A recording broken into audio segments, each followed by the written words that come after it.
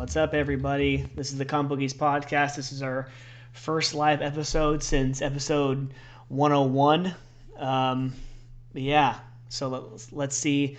We're just trying to make sure that everything is looking good, sounding good. So let's see. Okay, we are live.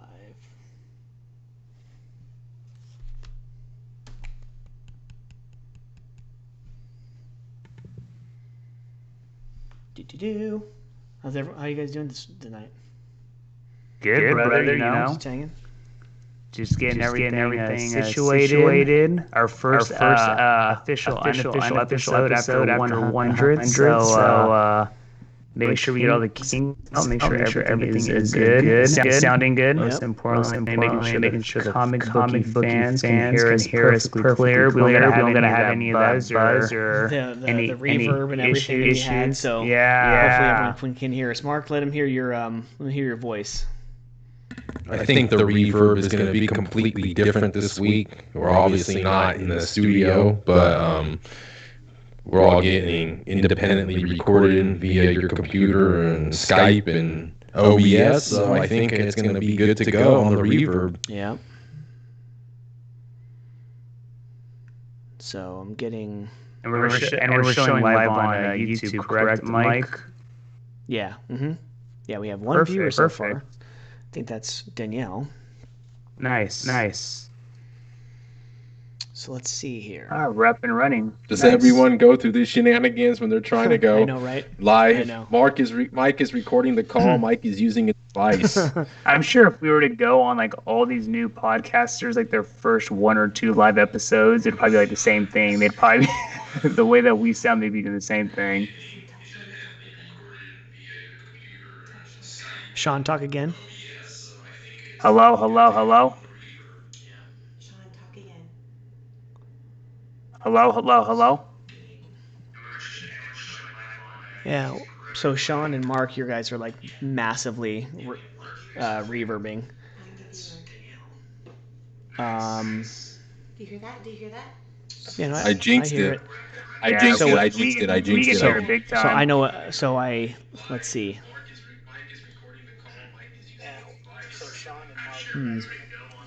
This might be episode 101 this week, actually figuring out how to So, sure but right now on the mixer it says Sean and Mark. Like when Sean, when you talk, both Sean and Mark's volume go up, and then Mark, when you talk, both Mark and Sean's go up. So we gotta separate them somehow. So hold on, you know what? Let me try something. Sean, you talk. Yes. What's up? Testing 1, 2, 3. And then Mark, you talk. Mark, talk. Mark, talk. Can Mark not hear us? Mark, can you hear us? Give me a second. He has his headset off. Mm-hmm.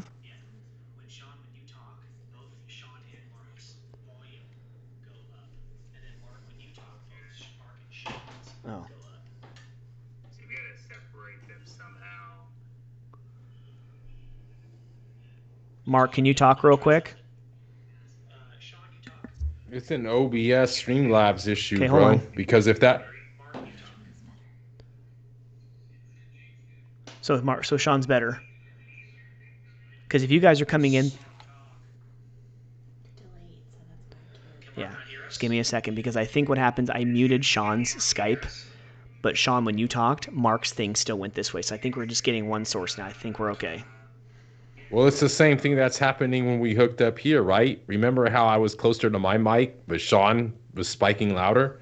Hold on.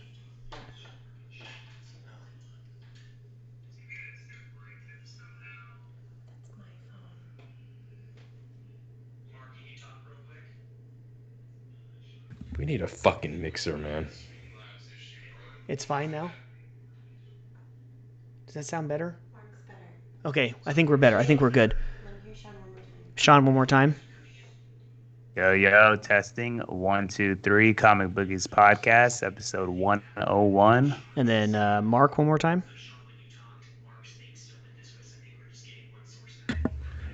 The Comic Bookies podcast, episode 101. Because testing. Both Mark and Sean, both you guys, the little volume thing goes up on just Mark Skype. So I think I got it.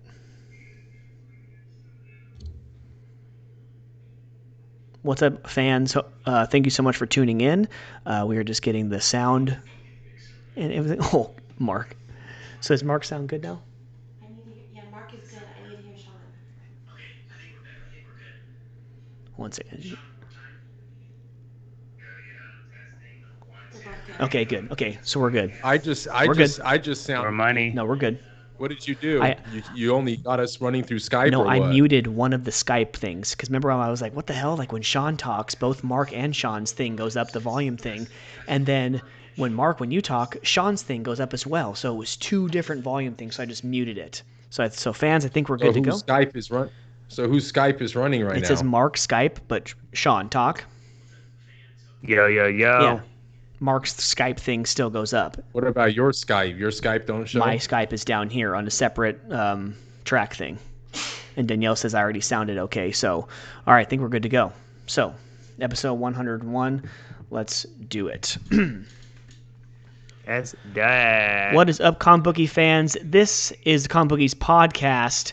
Welcome to episode 101. We are live here on YouTube and on Twitch. Hope you all can join us for our first live episode since the spectacular episode 100. This week in sports, we have plenty to talk about. We're going to hit a little bit on NHL, on NBA, on EPL, you got some NFL news over the last 2 weeks, and of course, NASCAR is down in Miami. Over on the comic book side, we have, of course, plenty of new books that have come out today on New Comic Book Day, and a lot of books that we have read over the last 2 weeks that we have enjoyed and are going to recommend to you fans. And then a bunch of little news. We have Spider-Man getting a title, Loki a release date, Mortal Kombat now has a trailer that everyone has been waiting for, and of course me and Sean talk the last 2 episodes of WandaVision. So sit back, relax, and join us live watching and in the chat on Twitch and YouTube at the Comic Bookies. This is episode 101. Let's do it. So I want to thank all the fans for joining us. We have 2 viewers right now, it looks like, so this is definitely just another one of those things where we're trying to get the kinks out, but I think we pretty much figured it out. And just like doing the podcast, just like, editing the podcast, the more we do it, the more comfortable we're going to get. So, yeah.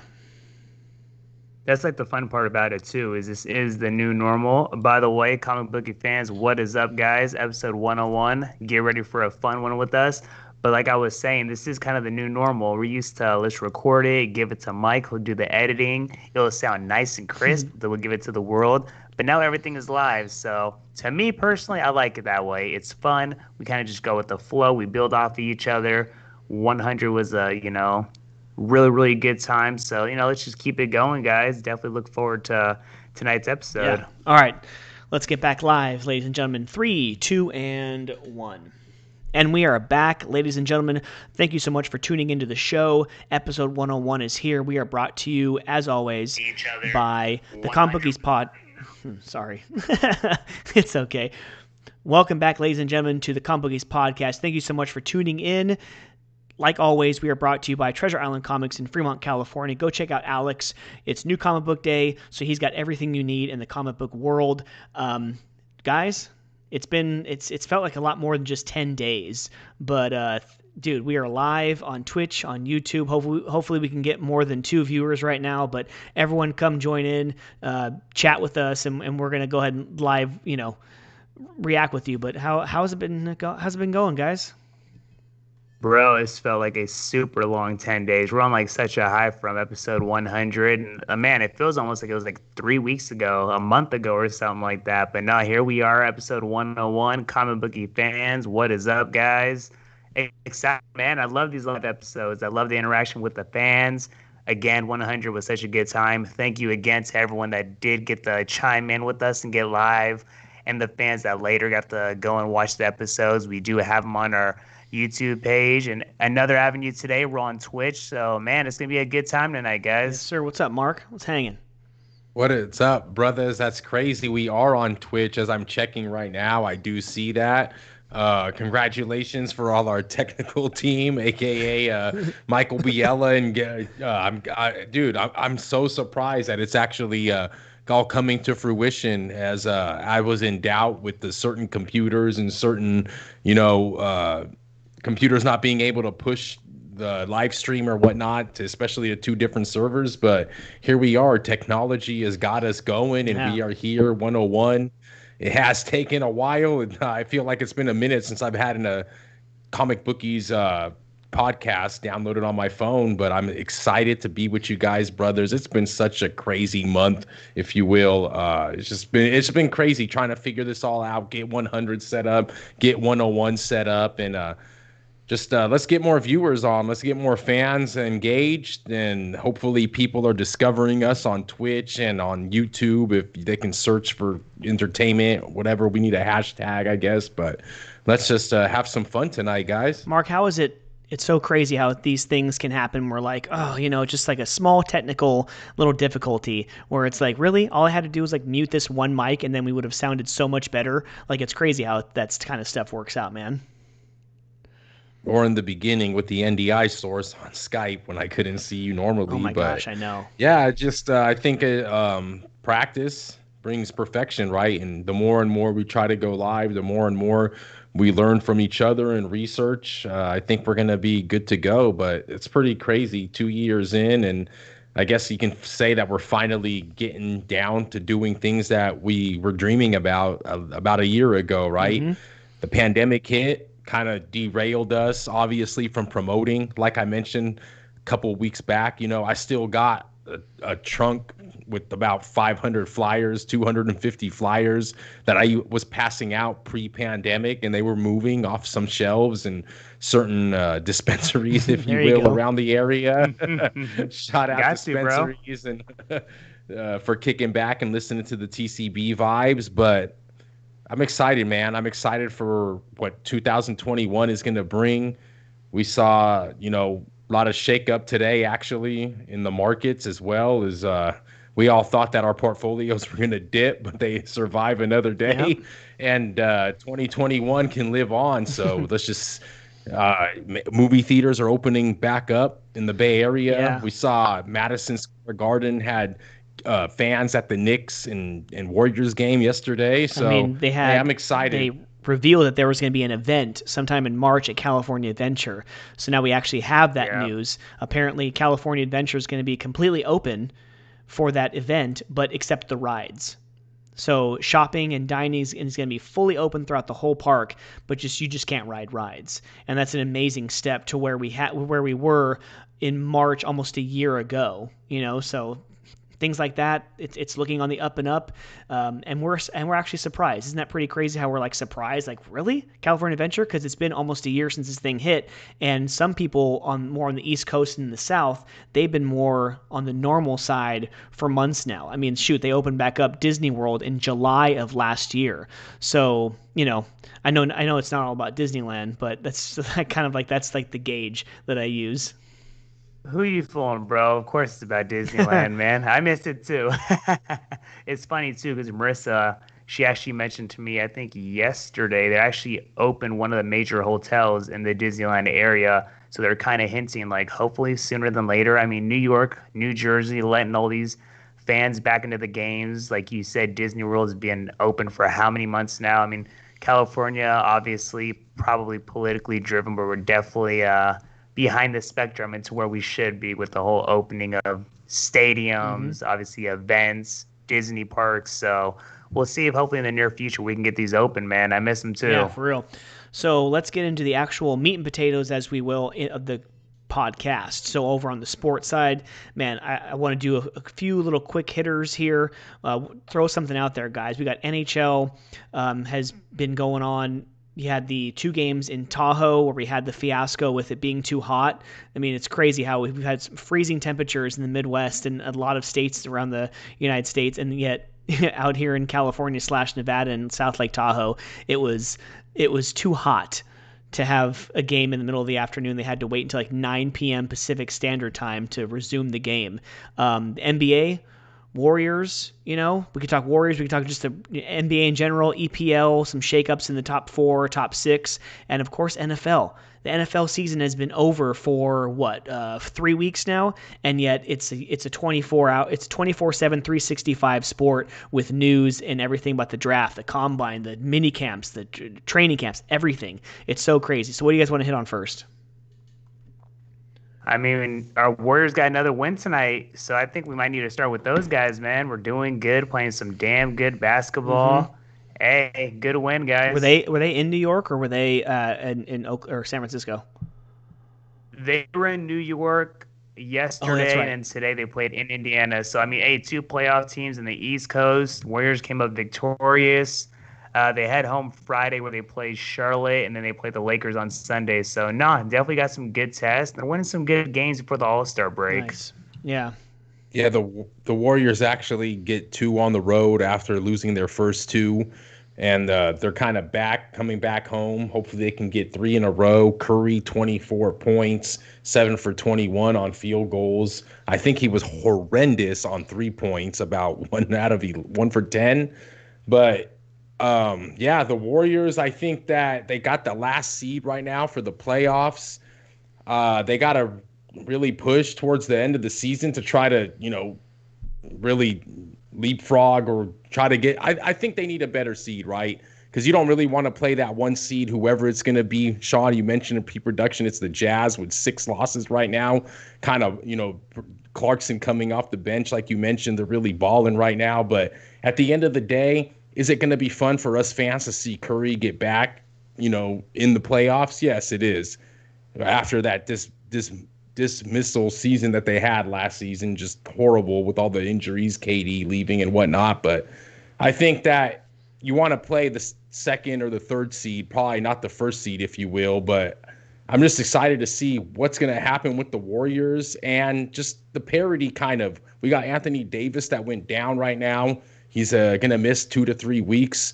And I think that kind of opens the door because a lot of people thought that it was just going to be the Lakers' chance to repeat. But, we see them stumbling, obviously, losing tonight to that team that I just mentioned, the Utah Jazz. And, Sean, do you think the Lakers are going to be able to get back on their feet and kind of contend for another championship? Or do you think that a team like the Utah Jazz might be too much for them this season? I think the Lakers just got to get healthy, man. I mean, beating them in a series in the playoffs, it's hard. I mean, Anthony Davis, I think we have like 8 weeks left in the season, 9 weeks left, and Anthony Davis misses 3 or 4. He's the kind of player that could just turn it on. So the Jazz, I mean, they might win the 1st seed. They might win a couple games. But, I mean, they might even be the team facing the Lakers in the Western Conference Championship. To me, the Lakers are definitely going to be out of the West. They're better than they are last year, so it's kind of hard to be against them, man. They're sitting in the 3rd seat right now. Mike, what are your thoughts? You got the Utah Jazz 1st. The Clippers are sitting 2nd. You got the Phoenix Suns actually in 4th. We saw Booker getting that all-star nod after everyone thought he was going to get snubbed, but yet he replaces Anthony Davis on that roster. Like I mentioned, the Warriors are sitting 8th. Denver, for as good as they went down to the wire last season with the Lakers to try to compete for the championship, they're actually sitting in 7th. And the old, obviously not old, but I guess you could say the revamped Spurs are in 6th. I mean, the West is always fun, as it always is. These teams are just, I mean, you even got Dallas, Dallas that got deep into the, that did good in the playoffs last season. They're not even in the picture this year. So the Rockets, I mean, it's crazy. Without Harden, they're 2nd to last in the West. I really don't know what to say. I knew that the West was going to be I wouldn't say even better this year, but I knew that with the Warriors kind of coming back from that year that they had last season, I knew that the West was going to be, obviously the conference to compete for. But what are your guys' thoughts, man?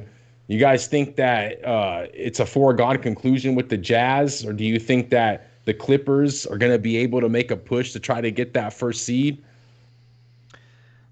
Or It's If you tough, guys man. even want to talk about Eastern Conference, man, I'm down. If you guys want to get into the Eastern Conference, it's crazy to think that the Nets aren't even in first place as good if they've been playing. The 76ers, I think that might be a prelude to what we might see in the Eastern Conference Hmm. Championship.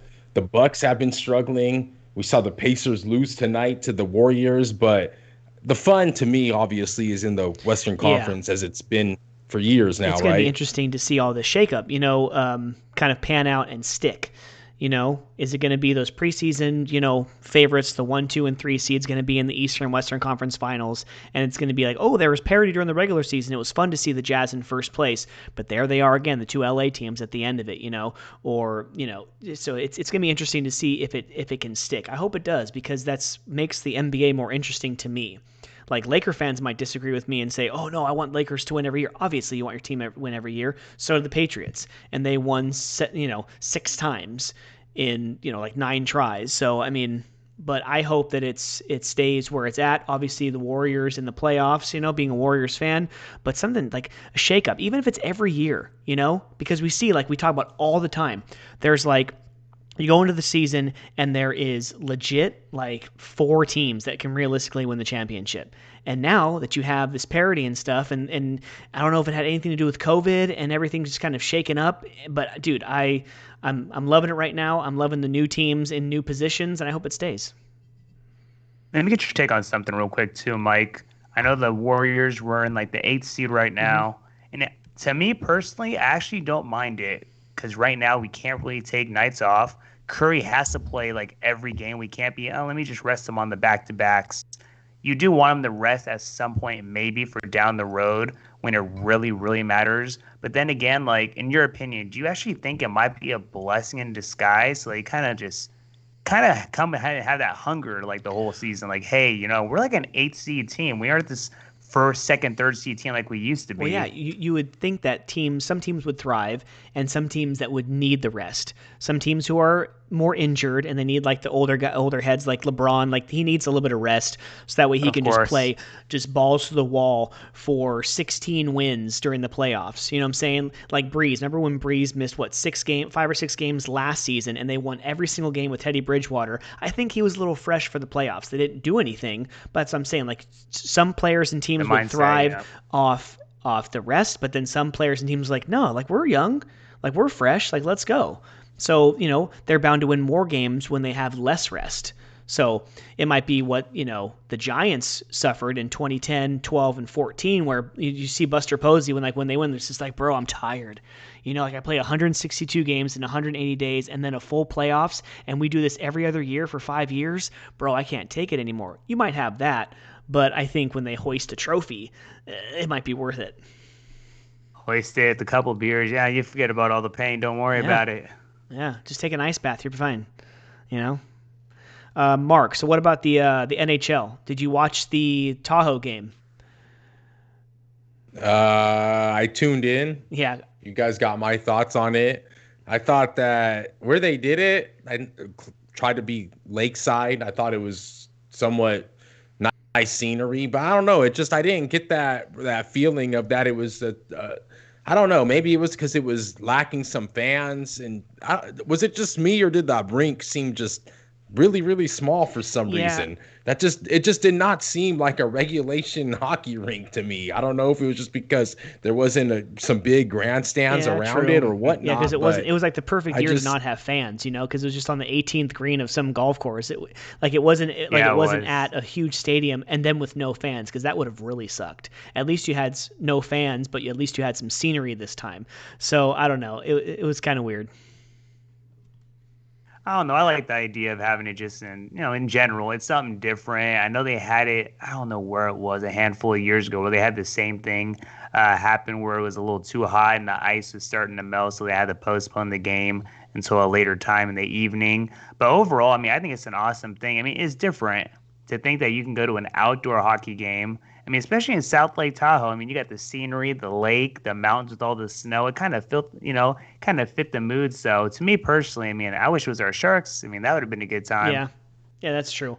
Um, how about not having the Sharks in there? You guys heard my gripe on it. You guys want to change these conferences into 4 different conferences that are regional geography or geographically, if you will, because of the fact that you don't want travel and you want to limit the travel due to COVID and the restrictions and whatnot.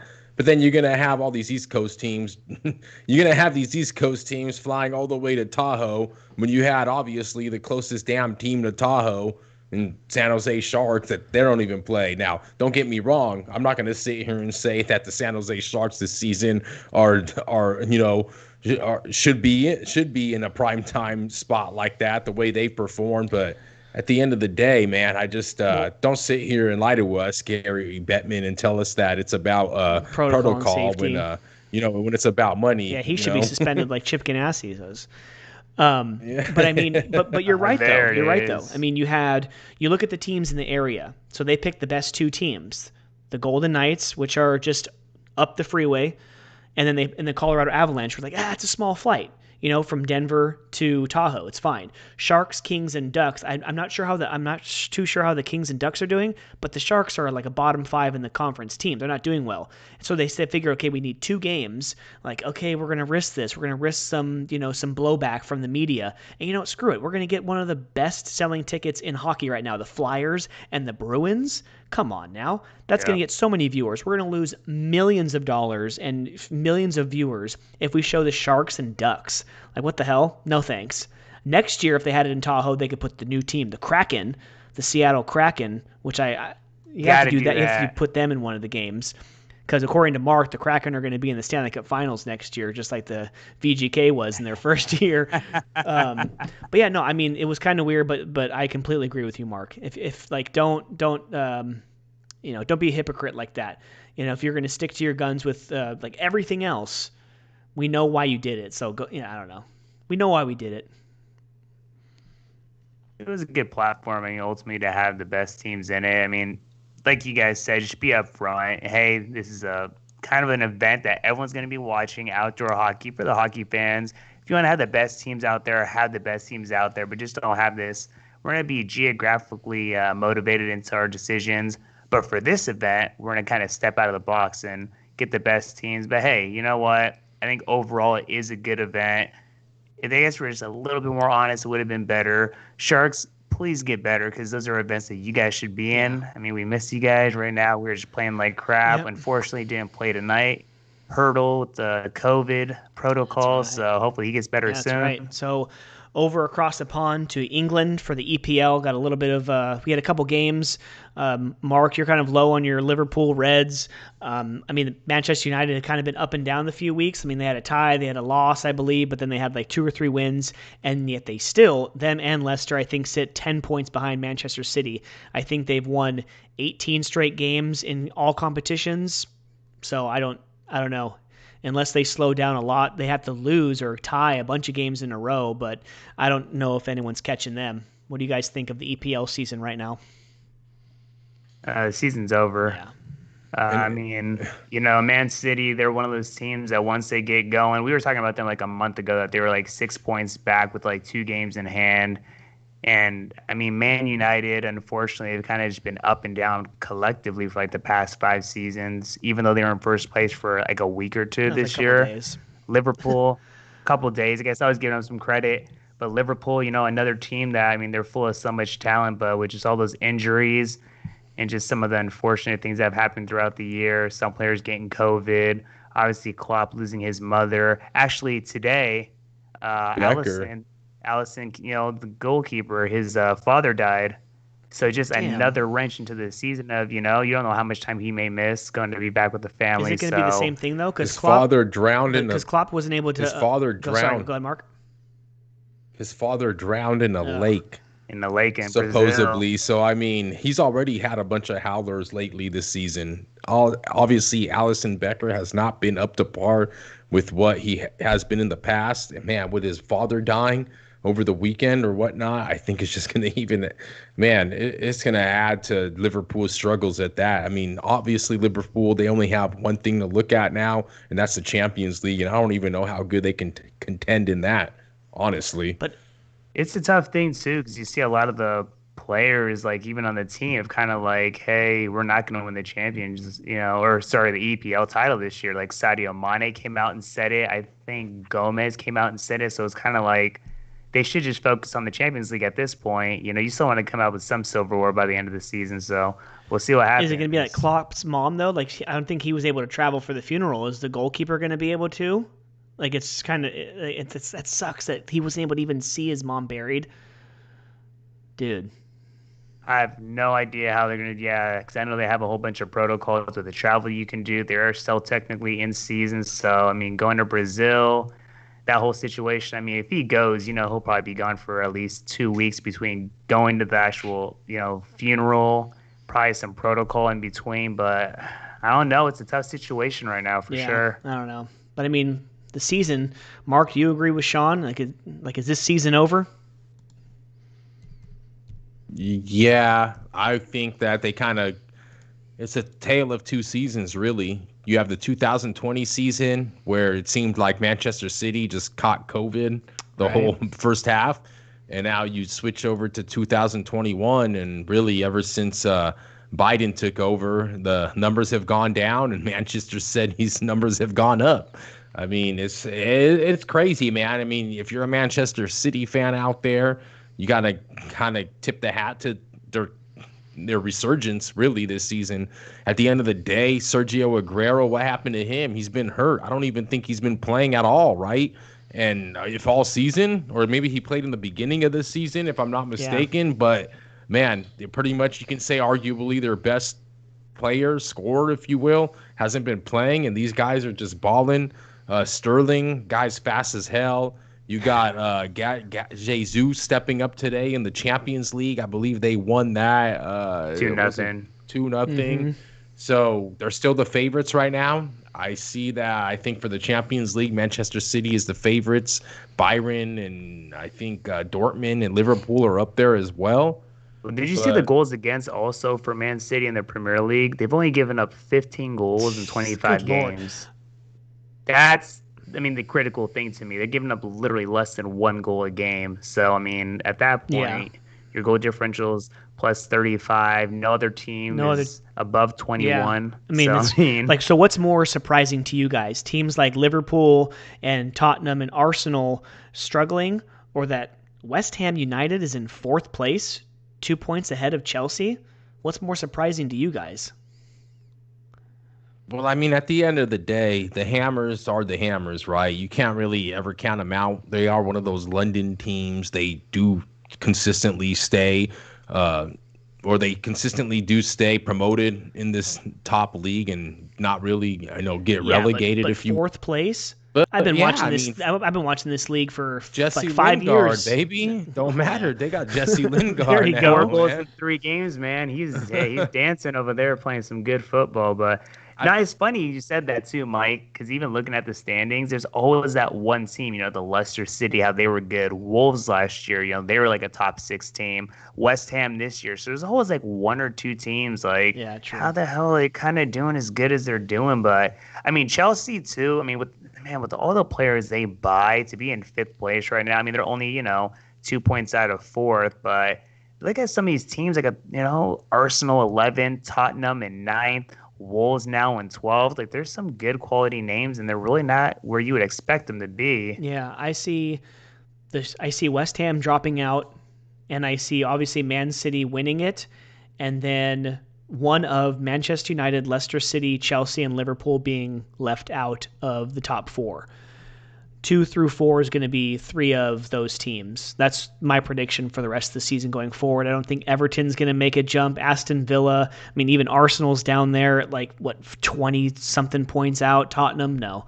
It's going to be one of those 3 of those 4 teams that are going to get in 2 through 4th place, and then one of them's going to be left out with West Ham. Well, we can't forget about Liverpool needing to play for something kind of important for next year, because if they don't win the Champions League this year, they better make sure they're in that top 4, because right now, sitting where they're at, Sixth place isn't going to get them a Champions League spot, so It's barely going to get them in the Europa League. So yeah, Jota was at practice yesterday, so it's good to see that he's back. Hopefully he can make an impact for them, but just collectively, they need to get back to where they want to be. Again, they're only 3 points out of fifth, so it isn't like they're the complete panic button at this point, but title-wise, I think they're definitely done. Yeah, we'll see. So before we get into the big NASCAR scene, we've had, since we've actually recorded and gone live, we've had 2 races in Daytona, so we'll get to that in a second. But NFL news, man, like NFL news just doesn't stop. Since we recorded episode 100 2 weekends ago, Carson Wentz has been traded to the Indianapolis Colts for a bag of melons, and yeah, so what do we think? I heard a story yesterday that half of the teams in the NFL called the Seattle Seahawks about Russell Wilson. Half of the teams in the NFL do not call the Seattle Seahawks if Russell Wilson is not available for a trade. Deshaun Watson still doesn't have a team. I just heard from the Clay Travis on Outkick the coverage yesterday that they had, if you go to like Bovada or one of those gambling sites or whatever, the Denver Broncos, one of the teams that have not been talked about, are the favorites to have Deshaun Watson start week 1. And that's what I want to get into first, because he's right. Praise John Elway for going out and getting Peyton Manning for like 4 or 5 seasons, going to 2 Super Bowls, winning 1, kind of his swan song. He goes out that way. But since John Elway retired, they have not been able to draft a quarterback worth a diddly poo. So, why not go out and get Deshaun Watson? Because they figure if we're going to give up a bunch of first-round picks, the quarterback market after this season is not very good. So in the next 2-3 seasons, if we were going to think about drafting a quarterback, it's going to be probably a dud anyways. We can't pick the right guy. So go out and just give up some capital for Deshaun Watson, I'm really questioning Deshaun Watson's intentions here, because he keeps saying, I want to leave Houston. And I see every player who probably wants to leave there because they have a whole bunch of internal issues. So it's I want to go to a winning team, which obviously he's kind of showing that he really doesn't want to, because he said he'd go to the Jets. He said he'd go to Denver. So B, he just wants to, a new scenery, hopefully bring some talent, and they can obviously add some chips. So if that's the case, you go to a Jerry Jeudy, Melvin Gordon, Philip Lindsay football team that, Noah Fant, they have some good young talent. So from that standpoint, hey, Paxton Lynch, that wasn't the guy. God, ever since, Peyton Manning, they really haven't had anybody. So why wouldn't you give up the draft picks at this point? Mm-hmm. You might as well get one of the top 6, top 7 quarterbacks in the league on your team, add a couple of pieces, and hey, maybe you'll be competing for second place, because the Chiefs are probably going to take first place for the next 10 years in that division. Mark, what you think about this situation in Houston?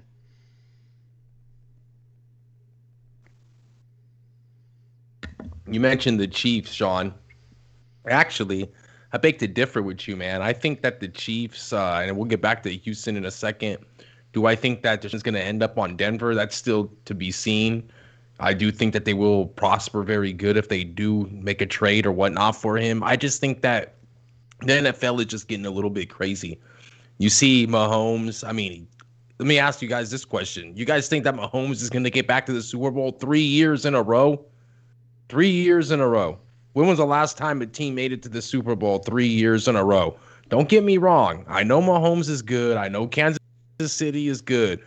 But we see, as we've seen, obviously, from our lovable Warriors, as the years start dwindling on, as these players start trading, as, things start happening in the organization, players start getting older, things change, man. And honestly, I'll come on the record here on episode 101, and I'll be honest to say that I don't believe that the Chiefs are going to make the Super Bowl next season. I think that this loss by Tom Brady that handed them that, the first game in Mahomes' history that he hasn't even scored a touchdown, I think that was kind of a little, a precursor to what we might expect coming up from the Chiefs this season. Not to say that they're not going to make the playoffs or anything like that, but what we're accustomed to them seeing them lose 1, 2, 3 games a season.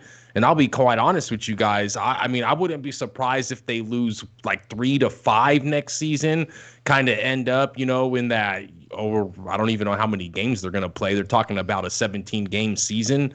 maybe for the NFL next year. If you guys have any news on that, if you guys heard any better rumors than I have, but there might be a 17-game season next season in the NFL. So I don't know. I mean, I could see Kansas City going, 14-3, whatever, 13-5 or 13-4. I just think that it's going to be hard. It's going to be kind of, you talk about those hangover seasons, and maybe the team that wins doesn't always have the hangover. Maybe it's the team that loses, and Yeah.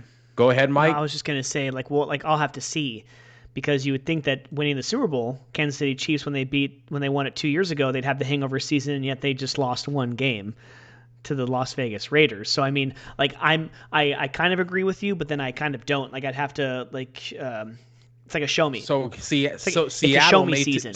Show me that you're going to have the downfall. Show me you're going to have the hiccup and the hangover season, and then I'll believe it. But until then, I have to believe that they're going to be the odds-on favorite to go to the Super Bowl in the AFC. Maybe Buffalo. Does Baltimore get better? Does Cleveland get better? I don't know. Right now, if you ask me, I'd say that they'd go back to third straight year. I like how you did that too. Is it the show me season from the Kansas City coming out of Missouri? But let me ask you guys this, and Sean, I know you had a thought real quick, but we'll get back to that. Let me ask you guys this, man. Seattle, they made it to those two seasons or those two Super Bowls back to back. Has they made it since? No, sir. Go ahead, Sean. What were you thinking? Well, I think that's true, but you also got to think Seattle and the Chiefs are two different teams. That third year after the two Super Bowl appearances was a whole different football team. I think we got to see how the offseason goes for the Chiefs. And if they have pretty much the same roster as they did last season, I'm kind of with Mike. There's no reason why they shouldn't get there a third year in a row. And I would almost go as far as saying they might be the favorites. I mean, you got to look at the Tampa Bay Buccaneers. They won the Super Bowl, but Levante David, he's a free agent. Godwin's a free agent. Fournette's a free agent. They got a lot of free agents. So, I mean, I don't know. It's kind of hard to say that the Chiefs at this point aren't going to be representing the AFC. But then again, we're still so early in, the free agent market, the draft. There's so many things that has to play out. So we'll see what happens. We're kind of talking a little early before any transactions happen. So one AFC team that I didn't really say is the Indianapolis Colts. Does that change anything in your guys' eyes with Carson Wentz? Because Mark, you and my brother Steven, you guys are like, oh, Wentz is trash. Wentz is like a bottom 10, quarterback, blah, blah, blah. So is it going to be a resurgence? He's playing indoors. He has a good offensive line. Nice. He has some really nice weapons. He has a better defense. He is in a much better situation right now. Sidebar, what's up, Jose? Pop 13 prospect. Thank you so much for checking in. But yeah, so what do you guys think about that?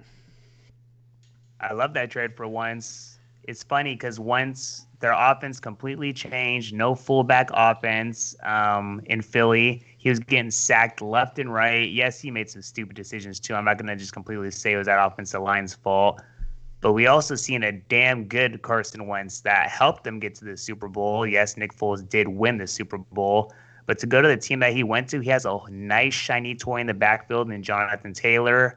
I think the top 5 best offensive line in football with some good receivers and Michael Pittman, T.Y. Hilton.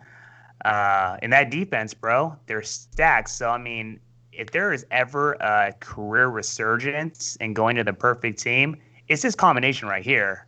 I mean, I can see on your face, Mike, that you agree with that. We know Carson Wentz has the talent. And to go to the team that he's on now, that they're actually going to establish the run, not just depend on Carson Wentz to throw the football and basically get his head knocked off with no offensive line help.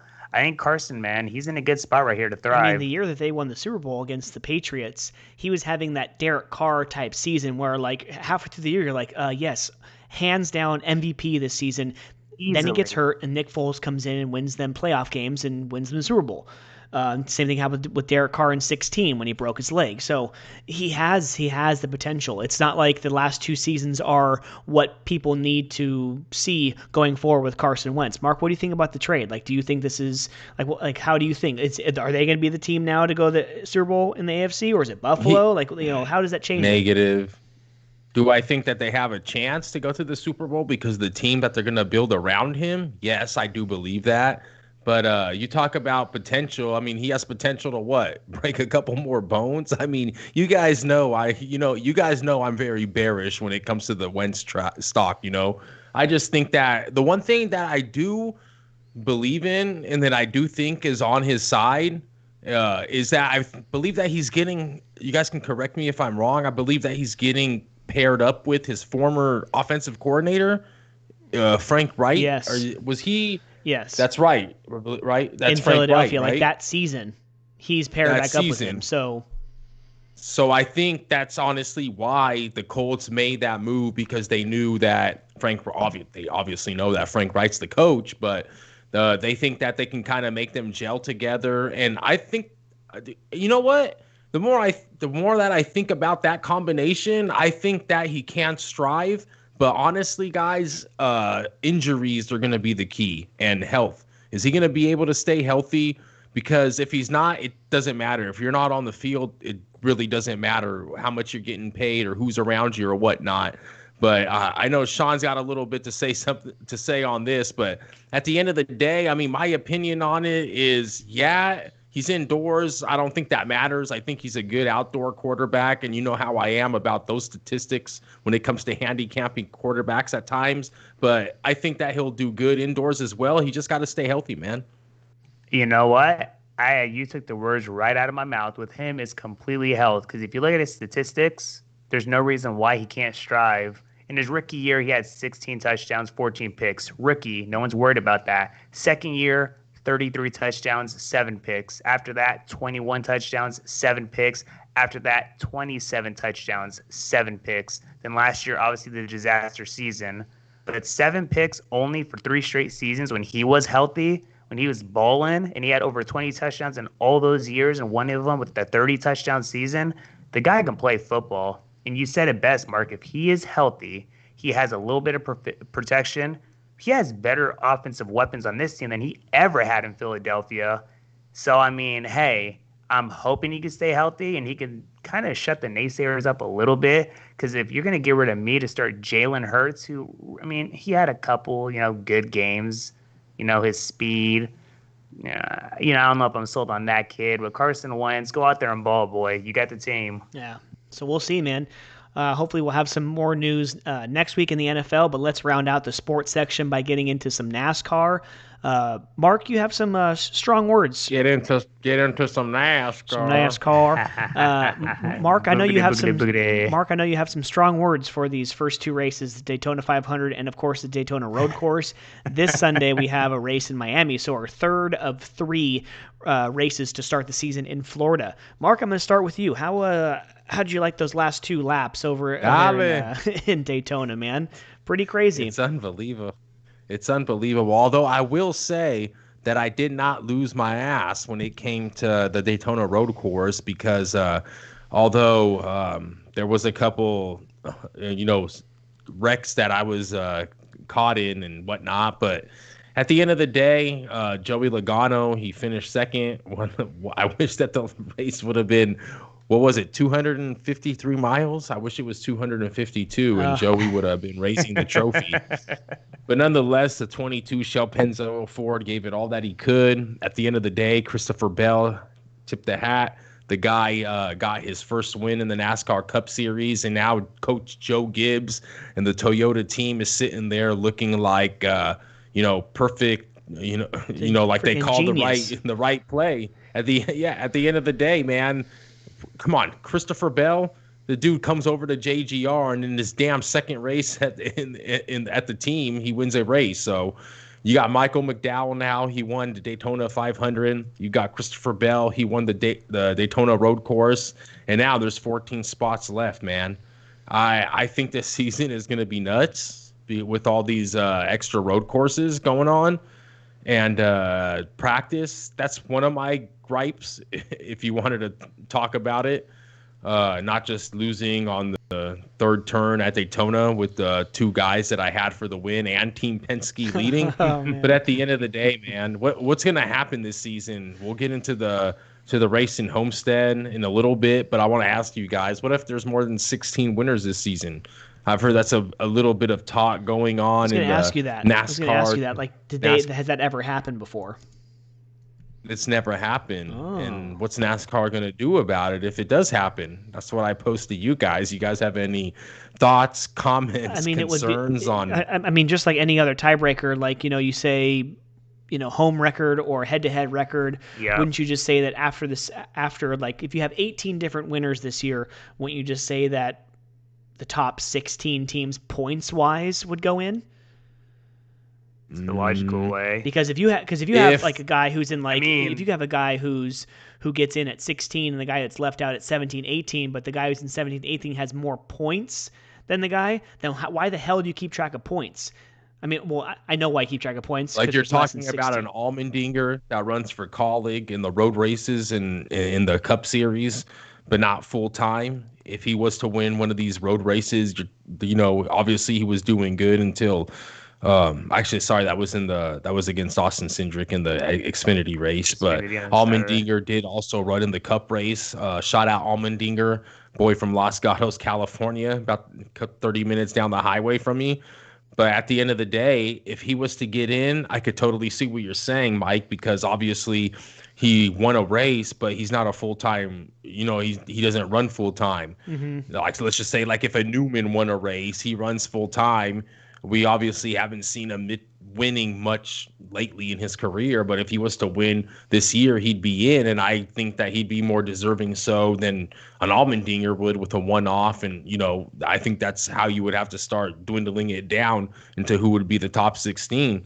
I mean, I don't know how NASCAR would be thinking about it. That's just my opinion. I mean, what are your guys' thoughts? Kind of agree with you. I mean, you got to kind of consider who's the full-time racer, but I also got to consider the points, like what Mike said. I mean, at the end of the day, 17 and 18 has more points, for example, than somebody. I mean, there's no reason why those guys shouldn't be ahead. I don't think there's any other way. What are you going to say who had the most races overall that they won during the season, the most laps led throughout the whole season? Like any sport, you have different tiebreakers. So it's something that they should, I guess, start even just bringing up the fans to a degree. Like, hey, they don't have anything right now. Do they not have anything set in place? Yeah, I mean, we've never even heard of like any possibility of this. That needs to be something in the rules, right? Like something has to be written in the rules before you just like say, oh, like halfway through the season, like, oh crap, we're like 10 races in, we have 9 different winners. Like, what the hell are we gonna do? But I told you guys, I said, look, something about speed weeks doesn't seem right. Remember I said, I was like, It's just, I knew it was at Daytona and anything could happen, but I was just like, the Fords aren't fast as they used to be. 23 and 11 team came on like the first race. Obviously, Bubba didn't really do diddly squat on the road course. Mm-hmm. We all know that the draft is the great equalizer, as they like to say in that sport. But at the end of the day, man, I just think that the parity going into this season, I still think is going to be crazy. I still think that Bubba Wallace is still going to be very good on a lot of these tracks going forward. Miami, Homestead, if you guys want to get into it, I think that your guy, Kyle Larson, this dude is going to be bad as hell. I mean, he's coming into this season with a vengeance, and he's kind of just keeping his mouth closed. If you guys saw me on camera, for everyone that's live with us. I mean, by the way, go ahead. By the way, this is the Comic Bookies podcast brought to you by Treasure Island Comics in Fremont, California. Make sure you check out Alex. He can get you curbside. He can get your DC comics that were late because of the snowstorms, but they're coming in on Friday. You can go in and get them. Mike's disappointed he didn't get to go in, but nonetheless, let's get back to it, guys. Yeah, I think that Homestead Miami is going to be great for Larson. I would like to see him in the top 10. I might even be putting some wagers down on him. And I think that Hamlin's going to be fast. Logano's going to start P2 alongside him. So I think that he's going to be one to reckon with. I mean, Logano's been knocking on the door. And when you keep knocking on the door, baby, you eventually get bust in. That thing down. Man, Miami's a weird one for me because ever since I've been watching, Miami's been the championship race, right? So you have guys who have won it in the last couple years. You have Logano has one race win. Hamlin has 3, even though he's never won the championship. But Kyle Busch Martin Truex, all these guys have wins, but it was because it was the last race of the year, and up until last year, that's what it was as far as what I'm concerned with. But I agree with you, bro. I don't know if I'm going to take him to win, but the last ever since 2015, you have Kyle Larson with a 5th place finish, a 2nd place finish, a 3rd place finish, a 13th place finish, and in 2019 he did finish dead last in 40th, but in stage 1, stage 2 he finished 2nd and 3rd. He had an engine problem, so he's won 3 stages, and in 6 total he has 6 top 3 finishes in stages in the last 3 races he's raced there. So I think he's going to be up there. Not sure if I'm going to pick him to win. I think I'd go with someone like Joey Logano or Denny Hamlin just because, I don't think Miami's going to show a lot of parity as far as the top 5, top 10. But, hey, as far as I'm concerned, I sure as hell hope he wins. And to add to what you said, man, Kyle has been racing really good last week with the exception of, the late incidences of the race where he slid out, man. Yeah, you see his confidence is up, and like Mark said, he's just kind of just shutting up, staying quiet, and just racing hard. I mean, and all the racers are racing hard. Kyle did good. Chase did good. Obviously, Logano did good. Didn't get the win. But just like kind of watching the first 2 races of the season, that's one thing I've really, really caught my eye. Is just like the aggressiveness. Like these racers, like they're getting it, man. And I'm really enjoying it. And it was funny because right after they did the zoom in camera of watching their hands, especially on that road course, Mark's like, man, this is so dope. And I was like, man, I could not agree more. That was like one of the coolest features that they added to the NASCAR. And I know they do it, for every race going into the car or zoom camera. But for them to do it, man, watching it on the road course especially, you see those hands going back and forth at the speeds that they're going at. So, I mean, this upcoming race at Homestead, hey, Larson, the way he's going right now, it's a matter of time with that guy right now. There's no doubt about it. He's racing good. And he joined, I mean, in my opinion, a team with a lot more resources. Obviously Hendrick Motorsports, they build a lot of the engines, chassis, and whatnot, bodies, if you will, for a lot of these teams. But yeah, I mean, if you guys want to look at some odds real quick, I'll tell you what, dude. Kyle Larson is 5th right there at 7.5 to 1 to win this race. Hamlin is favorite. Elliott 2nd, 5.5 to 1. Hamlin 4.5 to 1. They keep on cutting me short, but they keep on giving my guy double digits. Joey Logano 10 to 1.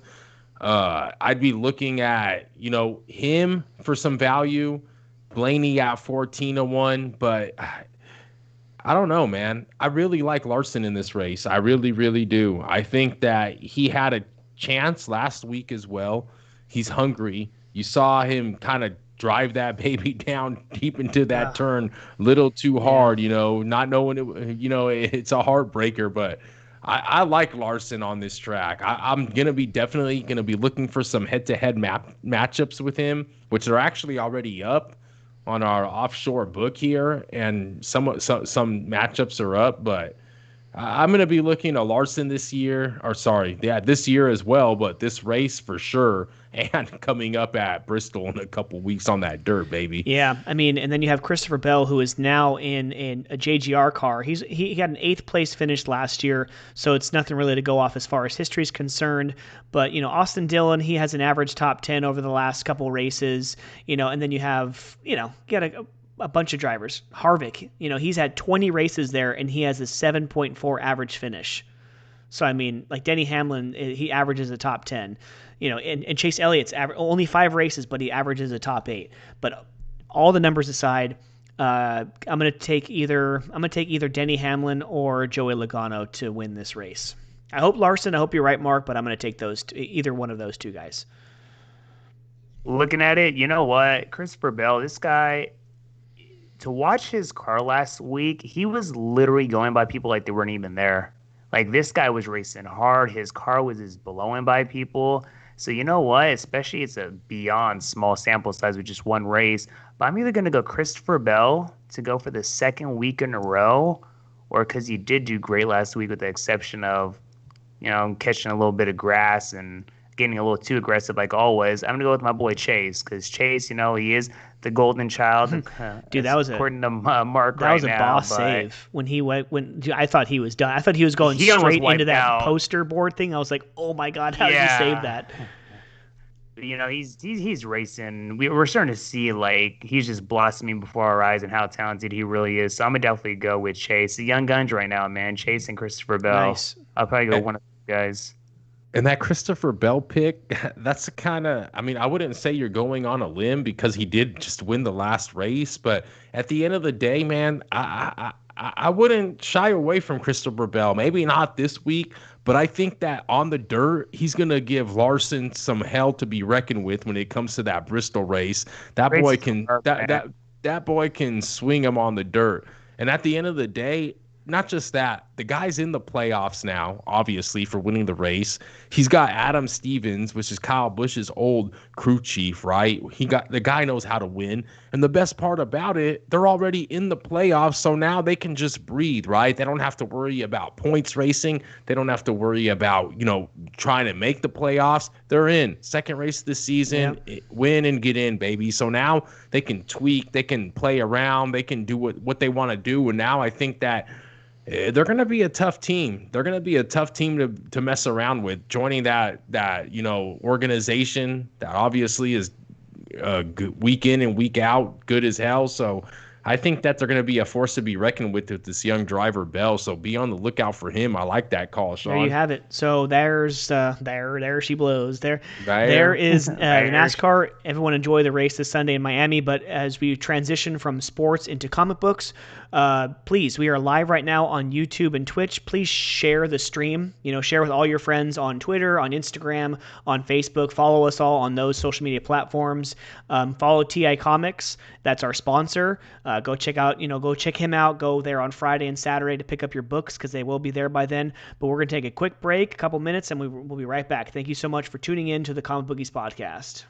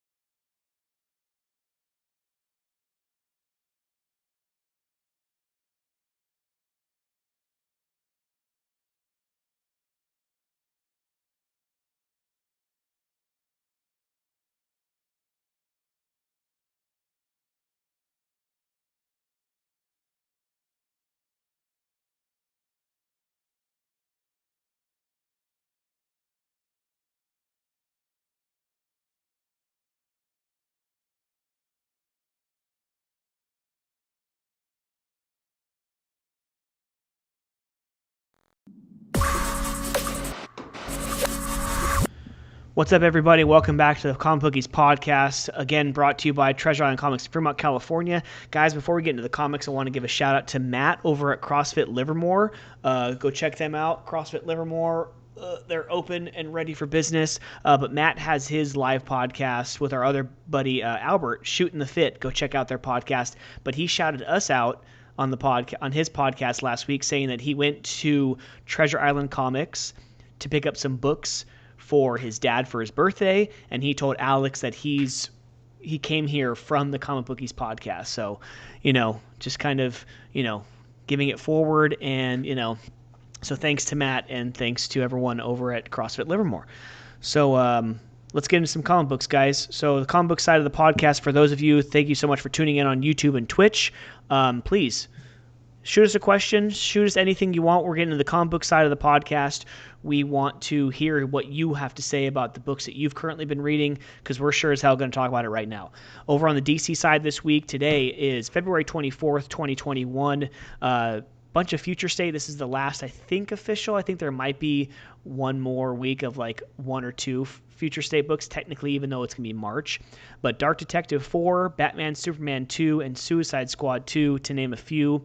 Harley Quinn, Batman, the White Knight, presents Harley Quinn number 5, and then this new one-shot, Generations Forge number 1. Over on the Marvel side, we have Amazing Spider-Man 60, X-Men 18, Wolverine 10, New Mutants 16, and Captain Marvel number 26. And over on the smaller publishers, actually some of the ones that we like the most, Image Comics, Monstrous 32, Crossover 4, Spawn 315, Department of Truth 6, and Scumbag. I actually didn't write down what number that was. I think Mark, isn't it like 4 or 5? 4 or 5. Yeah. Okay, cool. Over on Boom Studios, Something is Killing the Children 15, and Firefly 26. And finally, a couple Aftershock books, Nuclear Family number 1, and Mark, I Breathed a Body number 2. So let's get into some comic books, guys. So we did not... I like that. So you remember that I pulled I Breathed a Body, huh? Yeah, it's the one about the social media thing or whatever. So let's get into it. So shout out some books you were excited for this week that I just named off, or other ones, or some books that you enjoyed over the last 2 weeks, since we didn't really record an actual podcast last week, guys. Well, I did get Shadow Doctor.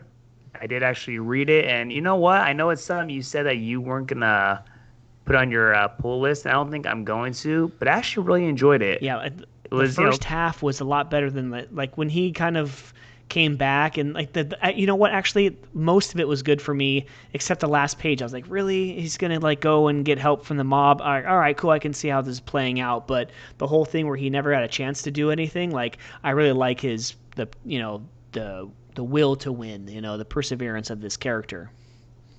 Of course, it had to do with, obviously, the race situation we've all had to see, throughout the world history of the U.S. But no, going from the beginning of him being a little kid, and they're having all that alcohol in the back of the wagon, they're getting, robbed by the Irish, and come to find out, he's just an older gentleman, basically on his deathbed, telling the story of when he was a kid, wanting to be a doctor, and obviously being black at the time. They weren't accepted in a lot of places, hard for him to find employment. Then exactly like you said, he's seeking help from the mob, and that guy looked like Al Capone actually at the end. I was like, hey, could it be? I know, right? Yeah, that one was pretty good though. Like, I'm not gonna lie, it didn't really catch my. If this was a couple years ago where I was just pulling stuff like it's nobody's business, I probably would pull it. But I'm not gonna do it this week. But what are you excited for this week, Sean? As you swig your cerveza. You know what? I hope all the listeners are at least having a nice beverage at the time. 10:42 p.m. West Coast time. I got the Pacifico right now, drinking one with my buddies. You know what? I'm actually looking through this week's books, and again, typical Sean, looking at for all the number ones and new ones. I'm actually seeing Two Moons, number 1 from Image. That actually looks pretty good. And I also see the Nuclear Family. I think number 1. That's an Aftershock comic. So that one actually looks pretty good. I'm actually thinking about pulling one or the other, maybe both, who knows. But kind of just like looking at the cover of the book, already like, okay, I believe Nuclear Family. Yeah, I believe me and Mark, I think we're pulling number 1 already, right, Mark? Nuclear Family?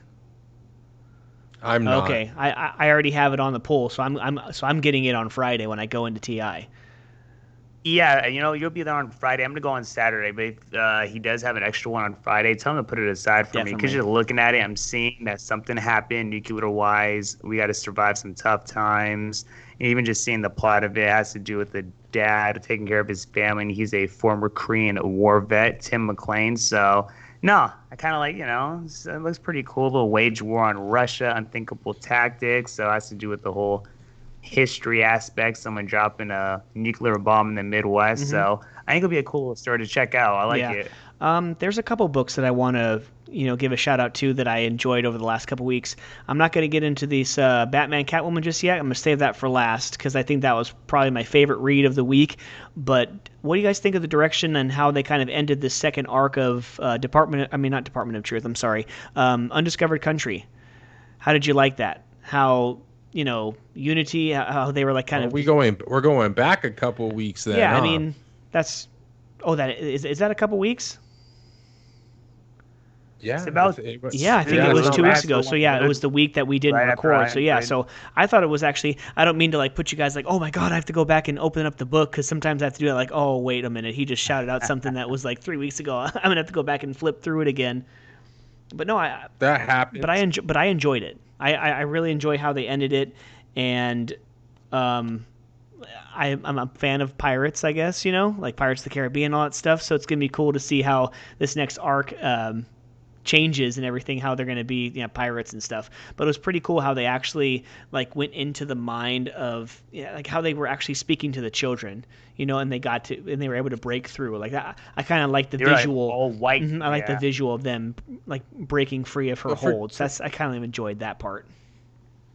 But let me ask you guys this question. Undiscovered Countries fans, let us know if you guys are reading it from one of our favorite guys, Scott Snyder. And but I think that book, man, I started reading that last issue of that last arc that you mentioned, Mike. But at the end of the day, I think that there's such a deeper meaning in this book.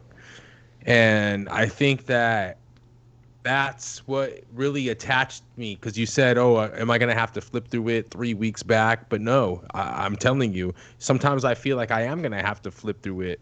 But I didn't have to flip through it this time because I remember exactly what that book was about, because I feel like the message that, what's his name? Well, I know Snyder, but what's the guy that Charlie, the guy that he's writing Charles- it with? He's Charles doing it. Soule?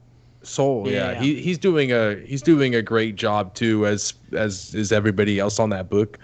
But at the end of the day, I mean, the message that they're portraying is kind of crazy, because the land that they just left, which I believe was Unity, right? Mm-hmm.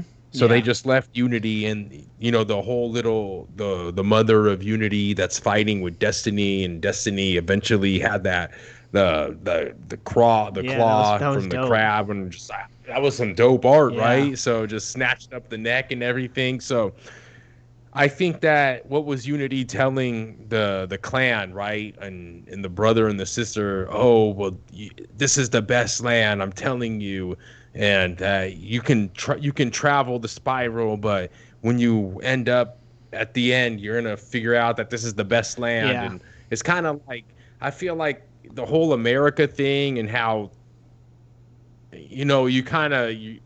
the whole cancel culture that we got going on in this country. I don't want to get political, but I actually do read the end of the of the Undiscovered Country, where Scott and Charles actually do their little letter at the end, if you will, to the fans.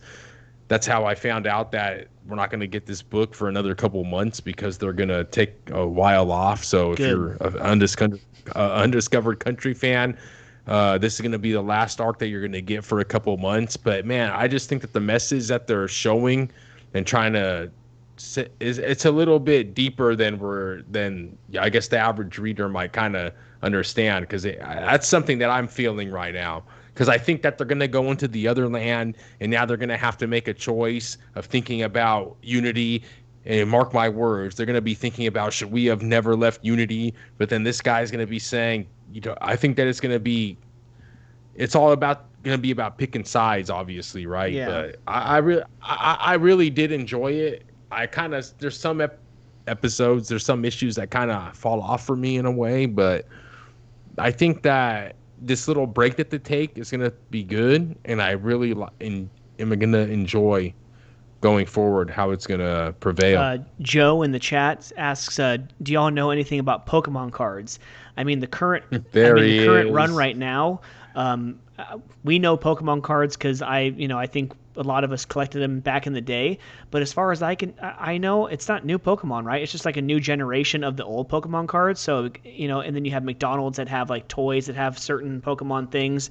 But a few months ago when they were first... But what's getting big is they're coming back and like people that are buying up packs. I believe they're doing the opening and unboxing or opening and live streaming it and whatnot. And I mean, if you find that Charizard in there, boy, that Charizard, boy, you got that Charizard. Yeah, I know. So it's pretty crazy how I was like shopping. I think it was Walmart like a few months ago, and some guy was where they put the cards at and like the toys, and he was opening up like cardboard boxes of the packs of cards, and there was literally like a dozen people just standing there waiting for him to put it on there so they could just bum rush the place and just snag up all these cards. So I think they just kind of re-upped all the cards, and hey, just try to get old and new fans kind of back into it, and of course some of these newer cards are going to be worth money years down the line, but thanks for the question.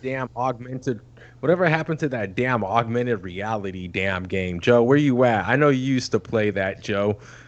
He used to be out there with his phone looking at the park. Oh, we got to go find Pokemon Go is still a thing.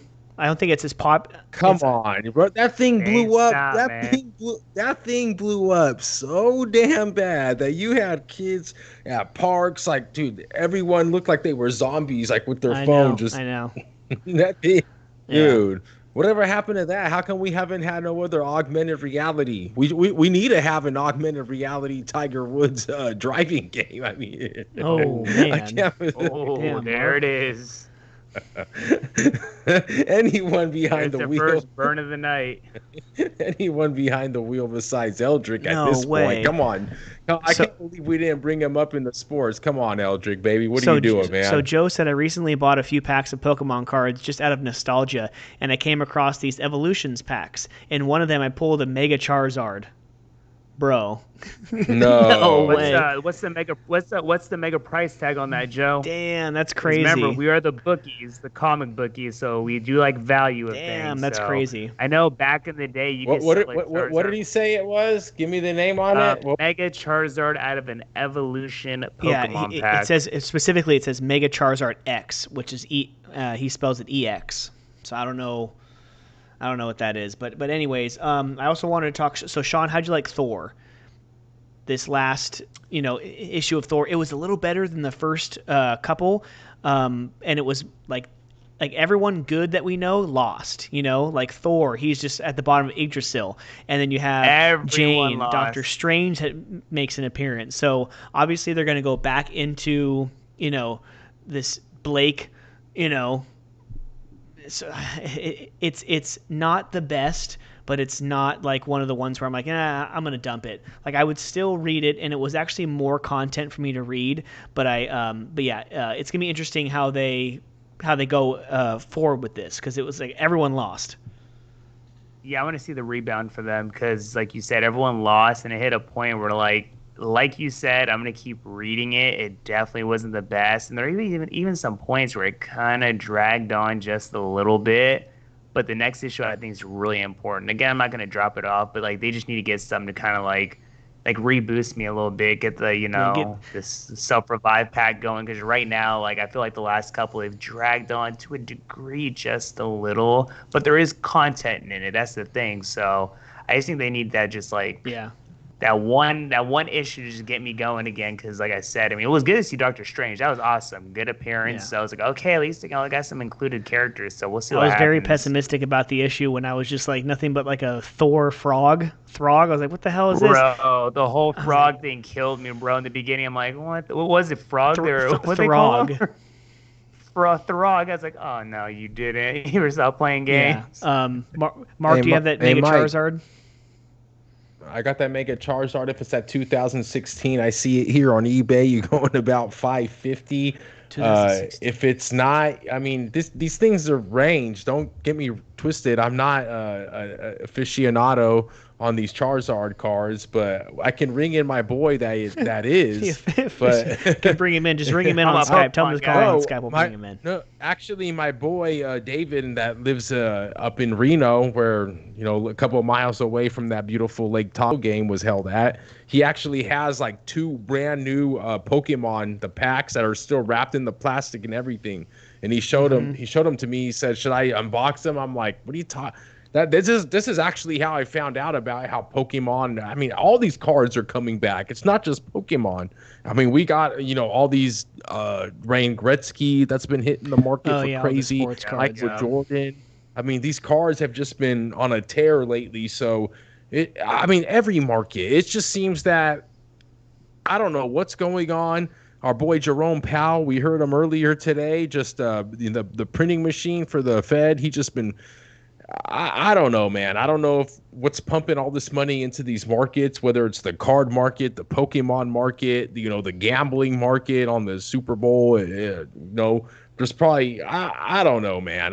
What I do know though is that we got to ping my guy, man. Right now, we got to ping my guy Frank Gogol. I know you're sleeping probably over there in the city where you stay at, but ping him right now because I want to give a shout out. Dead Ed Kids Suburban Job #2 is out today. Yeah. Hey. Hell yeah. And man, I mean, Congrats, Frank.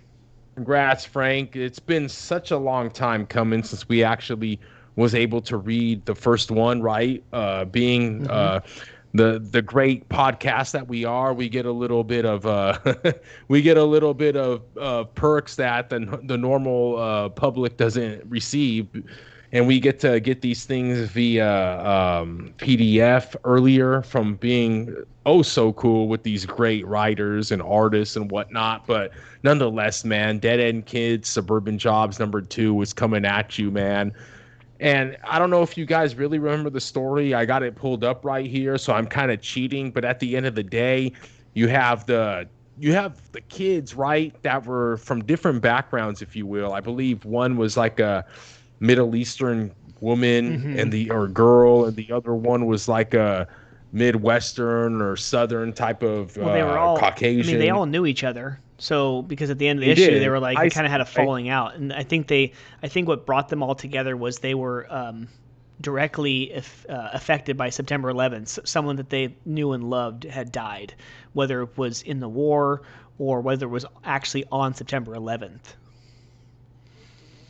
Yeah, and you know what? At the end of the day, I've heard nothing but great reviews on these books, and I guess I might be biased because I follow Source Point Press, obviously, and I follow our boy Gogol. But at the end of the day, he is doing a great job, and it makes me very, very happy, and nothing makes me more excited to see that guests on this show, guests on this podcast, artists, writers and whatnot, guys that are really doing it in the business. I have a couple buddies that have talked about bringing books to life and, trying to create something on their own because they have stories and visions themselves. But we get to talk to guys week in and week out are actually doing it. And guys that, obviously are getting their books on eBay priced and sold for more and getting sold out for, even though it's a smaller publisher and they're not going to publish as many. But at the end of the day, man, if you can write a story and you can get it, sold out from your publisher, hey, you're winning at the end of the day. So congratulations, Frank. Although everybody, go ahead. Everybody just check it out, man. Dead End Kids. You guys could probably still get #1, hopefully. #2 is out today. Check it out, although man. You probably won't be getting any CGC signed copies of these books from Frank Gogol anytime soon. He posted today that today or yesterday that he's done with CGC. I guess he was sent an invoice for like $240 extra for shipping. So when he computed it all up, he was making $2 every single book.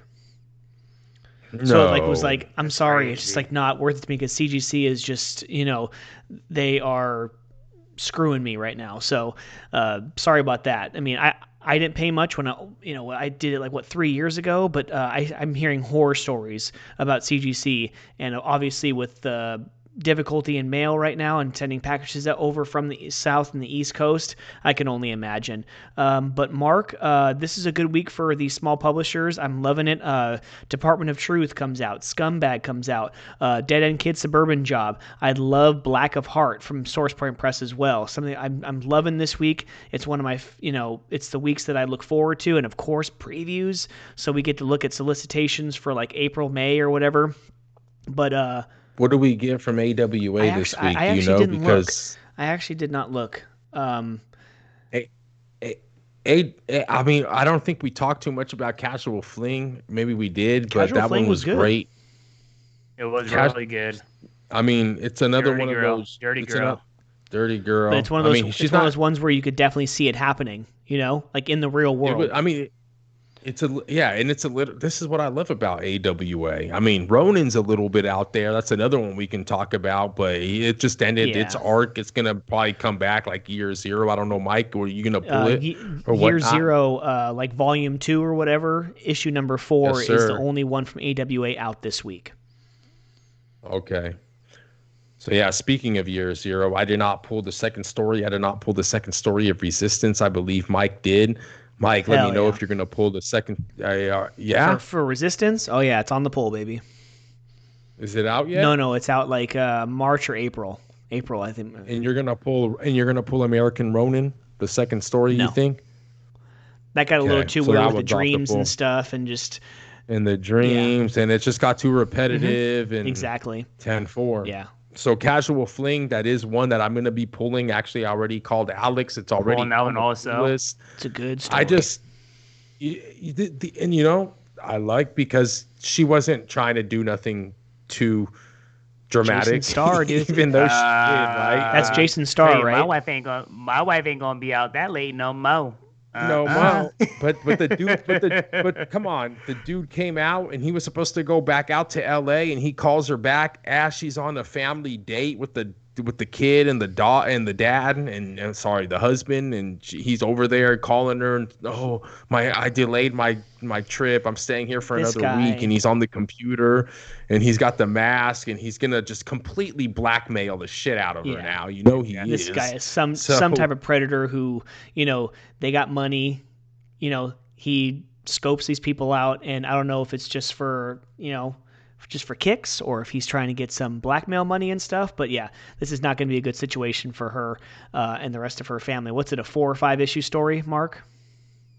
It's 4 issues right now. Yeah. It's a good one. I think the way AWA's been going right now, I wouldn't be surprised if it's going to be a continuation, kind of like all the other ones that we've gotten. I think Bad Mother was supposed to get some more Bad Mother as well, or did that just end? I know Grendel, Kentucky's coming back for Mike. No way. Sorry. I mean, AWA is amazing. Like, the stuff that I am not really into, I'm really not into. But the stuff that I am, it's like, keep it coming. It's like definitely a 50-50, and it's on completely ends of the spectrum. Good and bad. Either 0 or 100. Yeah, 0. There's no gray area with Mike and AWA Upshot. But let's go ahead and round it out by talking Batman, Catwoman. Great Black Label. Tom King, he's doing it. I love the artwork. I love the back and forth of the going to the future, and now we see their daughter Helena. So she's kind of like a Batman, like Batgirl, Catwoman hybrid, a bat like cat. the Batcat, Cat. So an amazing story, and it's gonna get a little hairy, pun intended, because she's gonna start being the detective that she is. It's in her blood, and she's gonna find out that her mother killed the Joker. So even though it was like a justifiable murder, it's still murder because she's still Bruce Wayne's daughter.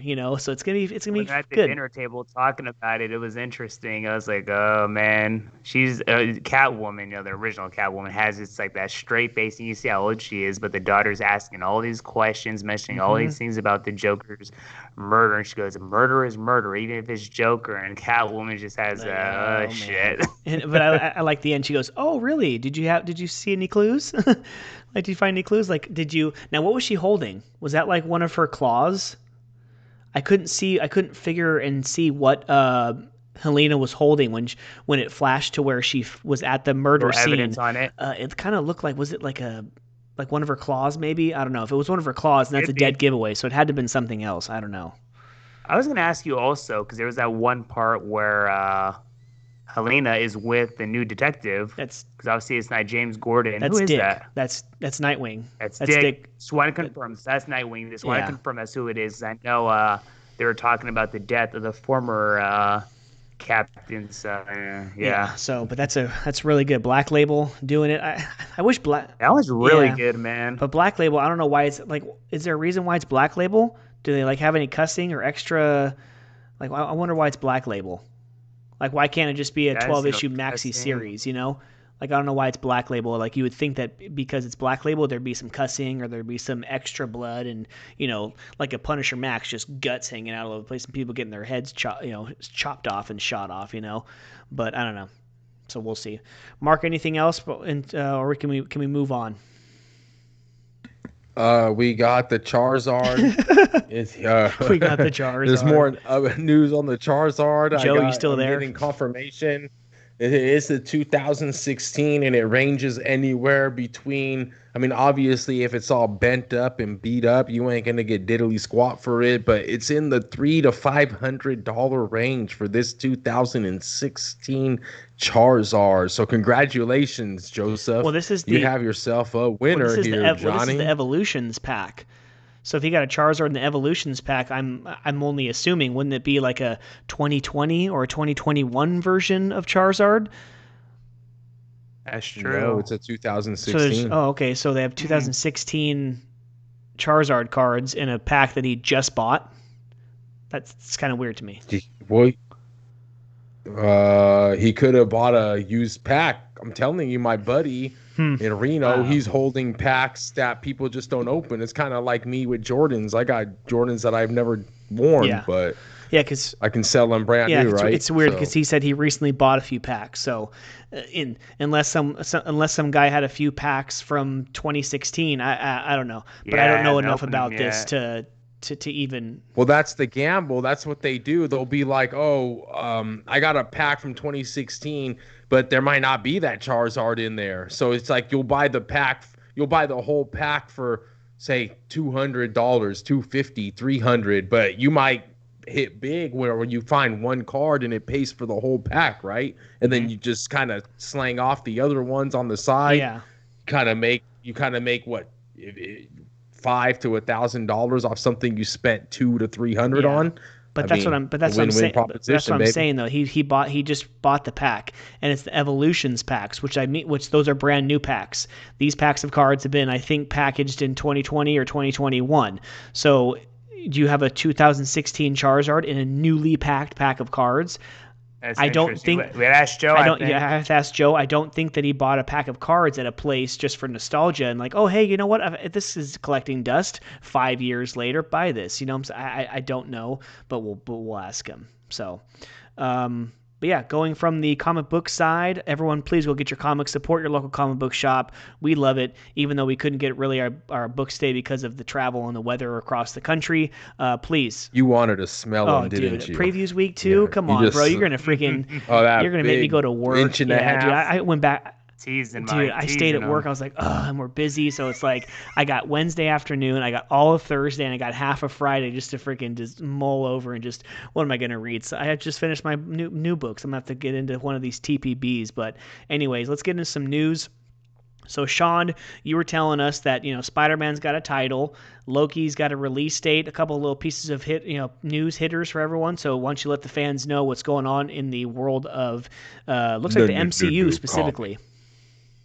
Yeah, MCU specifically. I know Spider-Man 3 for like the past couple of days. Some of the actors are throwing out different title names, but they did confirm today it's Spider-Man No Way Home. I like the home slice. That was funny. Yeah, so I think Tom Holland was the one who released that. And then for the Loki, it's long overdue because we've been waiting for any news on this. I think the only news we had so far is that they are already filming a season 2 on it. But I believe that via yesterday on Comic Book Instagram, it's going to be June 11th that we're going to have the season 1 on Disney Plus. So something to look forward to, guys. Another new show. Nice. And then, we're getting, dude, HBO Max going to HBO Max, they're gonna have some they're gonna compete with with Disney Plus. I mean, maybe not you know what? No, never mind. The quality might be up there. You got Mortal Kombat coming out.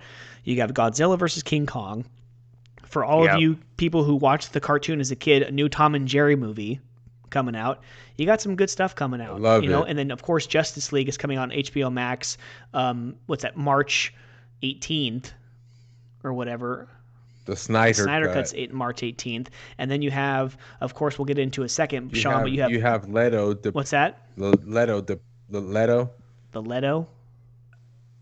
Did you see the Joker? Oh yeah, Jared Leto, Joker. I mean, dude, the new trailer. That's right. We haven't even. That's right, because the trailer came out on Valentine's Day 2 weeks ago. Why did they got him depicted like as Jesus? Well, just because he has long hair. No, just he got the whole thing on his head, the thorn halo or whatnot. He's Joker. He probably thinks of himself as kind of like a deity, like Jesus, like that. You know what I'm saying? It's just Joker. Yeah. I'm not surprised that someone like him would be crazy and weird like that. But I mean, he looks a lot better. It's I don't know. It's he looks way better than he did in Suicide Squad. I could tell you that much. Honestly, he does. I honestly think throughout that movie in Suicide Squad, he didn't act bad. It wasn't like a bad Joker or whatever. I think he was just written bad. I think if he looked like what he looks like now, it would have been a lot better, So, but I just can't wait. We already know Martian Manhunter is going to be in it. We can see a Green Lantern. There's a rumor that there's a Green Arrow sighting in the movie too. I'm listening to a bunch of podcasts on this stuff, and there's rumors upon rumors. I cannot wait, man. It's so funny though how you brought up all these different movies, which I am specifically beyond excited for. Mortal Kombat, bro, love the trailer. That's gonna be so badass. Oh yeah. But the way that they're promoting Spider-Man, it's so funny because they're specifically saying coming Christmas, only in theaters. They have to add that, only in theaters. It doesn't even fit where they have it. But the way they were promoting it when I was looking at it online, literally only in theaters. I mean, not even a shop. I think they're just it's going to be in theaters, then that is it. We are not going to do probably a Disney Plus, have it on anything like that, the platform. Well, yeah, because you'd have to charge so much money. If you're going to charge $30 for Mulan, you have to charge $60, $70, $80 for Spider-Man on Disney Plus. Yeah, you can't go from high to low. You should start from low and maybe go a little bit higher, especially on Mulan. I mean, Mulan maybe an extra $5 or $10. I mean, I don't know. Considering the time when Mulan came out, when COVID was super bad, they were probably just screw it. We're the first ones putting some movie out on this kind of platform, and they maybe shit the bed a little bit with that price. Mm-hmm. But yeah, I think that's gonna for sure be a theater movie. And I mean, Mark had the news in the introduction that the theaters in California, a lot of them going to be opening soon, so it's going to be helping a lot of these movies. Thank God. Yeah, for real. And I asked my wife the other day, do you think that HBO Max is going to go back and renege the whole thing on just all these movies, for the whole 20-something movies throughout the 2021 can be strictly, theaters and HBO Max? They can be on second thought, since we are allowing 25 or 50% capacity, we're going to head and just do movie theaters. I don't think they would. She thinks they might. She says, screw it. It's a business. We're going to say sorry, but I think they'd be screwing themselves if they did that. Just on principle, many people would unsubscribe to HBO Max just on principle. Really, you're going to go back on your word like that? I'm out. Is it just me, or for the movies that they are putting on HBO Max? So, the Wonder Woman they put recently the new Denzel movie, Judas and the Messiah. Are those movies ones that they're going to actually be streaming? Okay, you can pretty much watch it whenever you want, or are they only going to be there temporarily? Because unless I'm dumb, that Denzel movie, when I was on HBO Max earlier today, they said, streaming for only 4 more days. Yeah. So are they so is that the way they're doing it? I actually wasn't sure what the way they were going about how long they were going to leave it on the platform. I think most of the movies that were originally scheduled to be in the theaters are going to do that. Yes. Especially if they probably are going to get a bunch of views. If they pay attention and they're oh no, we have a bunch of views on this, then of course they're going to do that. But if it's an HBO Max original, like how Titans season 3 is going to be or whatever. Or I know it's a TV show, but if it's like a HBO Max original movie, then they would do that. But yeah, I can see that. King Kong, Godzilla, Mortal Kombat, Tom and Jerry, all these ones, I think they're going to be just like the 30 days, like Wonder Woman was, and Sorry after like then. 1 month makes sense. So, so before we get into WandaVision real quick, Joe, Mark, you were actually right. He says there's a shop in New Park Mall that sells a bunch of packs from all generations. He said he thinks it was used because he spent $30 on the pack. So the return on and he just got something that's worth $500. Yeah. He's coming up. Good. It's a good turnaround right there. And that's what we love here at the Comic Bookies podcast, yeah, baby. There you go. Some ROI. I love it. There you go. Good job. You sell it and you buy more packs because, hey, you got to find more value. But I mean, that's just the straight winner that we're talking about here, the golden ticket. How many other cars do you think that he has in that pack that are probably worth 10, 15, 5, 20, It's crazy. You add all up. You add all those up together. I mean, you just never know. You're making a cool little side hustle. But it's crazy. Like, he wasn't even planning on going in there to. Like, he was like, "Oh, New Park Mall, I'm gonna go check this place out." And he goes, "Oh, you know what? Man, I remember Pokemon cards. I'll just buy a pack." And then boom, you're like up, $470 if it's worth a lot. So that's crazy. It's not at Green Machine. I'm sure it's not at Green Machine Comics because it's probably at one of those other hobby stores that I mean, I think they're gonna shut down most of New Park. I mean, R.I.P. New Park, man. R.I.P. Frights Electronics for everybody that might be on the West Coast. That's near and dear to their heart. Frights Electronics news. If there's some entertainment news for you, business news as well. It'll always be Circuit City for me, bro. Always. It'll always be Circuit City for me, bro. Circuit City. What about Radio Shack, man? The old school plug, the plug that goes into the store, bro. Come on, Circuit City. The good guys. Yeah. What about the good guys? Good guys too. Yeah. And over there by your old domicile over there, back off the 580 freeway, you had Video Only. Yeah, Video Only. That's right. Well, Video Only's still there. It's still there on the corner by Starbucks. It's still there. I bought my current TV from Video Only. Saved like $500. So like, oh yeah, we run like Black Friday prices all month long or whatever. It was pretty cool.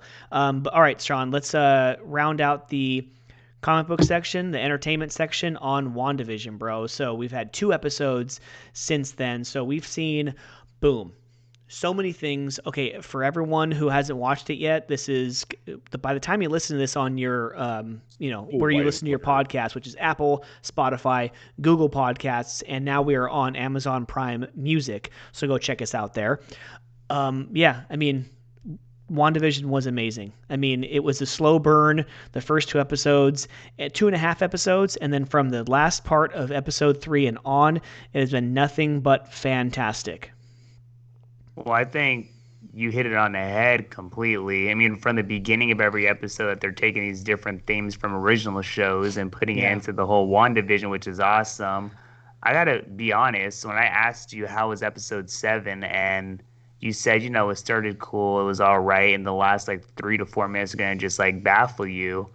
Bro, Agnes, man. Yeah. I mean, and it's funny because we knew it all along, but when you actually see Agnes, I mean, a bad bee. Yeah, I mean, in the most recent YouTube video that we put up, I kind of mentioned that the week to week. This is where I don't like the week to week, because if it's put out there all at once, I can kind of put it away and kind of watch it over the span of 2 weeks, but if it's week to week, there's nothing but conspiracy theories. I can't go away from a podcast talking about this, and that. Well, it could be this, it could be that, it could be this, it could be that. Well, if you throw out 500 different theories, one of them's bound to be, and then you have paparazzi pictures of, oh my God, I forgot, Catherine Hahn. Oh my God, she's wearing purple. Oh, that means Agatha Harkness. Really? Yeah. What the hell? So obviously, so Agatha Harkness is at least one of the big bads, if not the big bad. So we don't know if the big bad possibly if Mephisto's going to be somewhere. But dude, Geraldine, Monica Rambeau, bro, she breaks through that wall and she becomes, so in the comic books, it's either Photon or she's the new Captain Marvel, because she's been both in the comic books. That's what I read into. Yeah. Yeah. So with her, it's gonna be a big battle, man. So is Wanda gonna go on the side of Agatha or realize that Monica's actually helping her out, and it's gonna be a huge battle of three, of two witches and one being of cosmic just power. It's gonna be insane. When you seen Monica was talking to Wanda, she I think was kind of getting her at one point, maybe getting her to kind of like, okay, let me try to break this barrier down. But then once Agatha kind of got in her head, and Agatha is kind of controlling the whole thing. Even when Wanda is kind of like the whole sitcom thing, like talking into the camera, Agatha is the one who's kind of sitting in the director chair. Didn't you like that though? Didn't you like that though? That little thing where she like kind of, it looks like she just plops right down into the town, and she goes from color to black and white, and she's been there the whole time, just freaking little. She's stirring the pot with a little purple thing. Well, I mean, I gotta admit, bro, the worst part is she killed Sparky. I know. And that you know what? Was the worst part. And that was one of those theory things where it was like someone asked on the chat of another podcast, "Oh, do you think she killed Sparky?" And they were just like, "Yes." And so I was like, I thought about that. Said it. Yeah, I know, I right? killed Sparky. Ha ha ha. I was like, this. But yeah, so we'll see what happens. So the book that she had, it looks like where she unveiled herself looked like a scene out of Doctor Strange. So maybe that's where Doctor Strange kind of comes into play. I don't know if we're going to see him. I don't know if we're going to see anybody else. But he actually had the purple. Say that. Kind of like smoky stuff like behind him. So obviously she was controlling him. She brought him from another multiverse. Whatever. So it's going to be insane. The last two, episode 8 and 9, not sure if it's going to be based off of like a sitcom, but it's going to be badass. Agreed, brother. Yeah, I mean, even with the previews, not the previews, like the little scene after the credits, we seen Pietro with Monica. So Snoopers going Snoop. I'm excited for 8 and 9, bro. And whoever told me, wherever I seen online, that the last 3 episodes were going to be like an hour, shame. Yeah. Very, very disappointed, man. It was a 37-minute episode, and somebody done lied. Yeah. So we'll see. But yeah, so everyone go and watch WandaVision. It's an amazing, amazing show so far. Definitely going to lead into, I think we get 1 week of a break, and then Falcon and Winter Soldier starts on March 19th. So let's go ahead and round out the podcast, fellas. This has been a success as far as I'm concerned. The first couple minutes, we tried to get all the kinks worked out as far as the listening to us, but I think we did a pretty good job for episode 101, the first live episode in our own sanctuaries, our own Batcave, our own, Legion of Doom headquarters, and our, Fortress of Solitude. So I had a fun time tonight. So let's round out episode 101. Say goodbye to the fans. Episode 101, guys. It is, as Mike said, the first time we do a live episode in our own sanctuaries. Episode 100 was fun, and now we're just building off of that with this one, episode 102 or 101, as I mentioned. Great time, just colliding the world of sports and comics as we are the comic bookie fans. Real quick, I know it seems like things are slowly becoming better, but a quick prayer, obviously, for the people in Texas as well as on the East Coast affected with all the bad weather. I know it's definitely been just like horrible horror stories, some of the stuff that you've been hearing, people with no power, people, dying, all the snow and just severe rain and wind. So just a quick prayer that hopefully everyone is staying safe. Everyone is obviously getting through this tough time. Getting back to us real quick, we appreciate the people that did log in today, interacted with us. This will be again on our YouTube page, so definitely just keep checking us out. This will be a weekly thing. We will be live. We'll keep promoting it during the week. And also check out our YouTube videos. We had a couple of them up, the Powers Hour, as well as Batcave Minutes. So definitely check out our videos, guys. Yeah, definitely. And all jokes aside, honestly, at the end of the day, man, shout out to Tiger Woods. I know you're dealing with a lot of stuff. Yeah. We all wanted to see you kind of contend for another Masters. It's obviously not going to happen. Let's see what happens going forward in his career. But I know we didn't touch on it. We've been so busy, and with missing a couple weeks, we wanted to touch on every sport that we could.